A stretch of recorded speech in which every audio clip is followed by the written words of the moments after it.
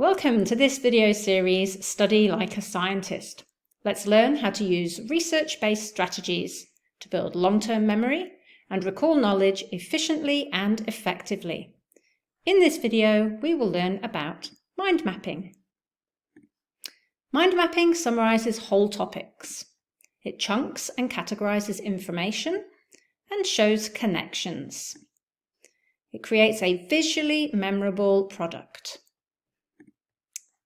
Step 1, you need to identify the main topic you want to mind map. Step 2, you need to identify the subtopics within that main topic. Step 3, you need to branch off these subtopics with details.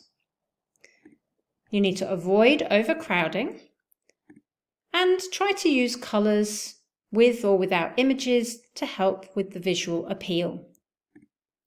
You then need to display your mind map in a prominent place to act as a visual prompt and reminder.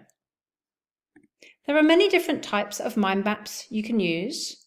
The classic mind map has interconnected facts that you've probably got written on some flashcards.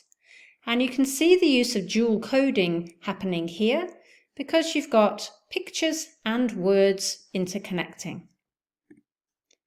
This mind map is a flow spray. There's a sequence of events from egg through tadpole to frog with lots of information about each stage coming off in a spray. This mind map is an example of a double spray. It is showing similarities and differences. The similarities are in the center in the grey boxes and the differences are on either side of the categories. The final example I'll share with you is a fishbone.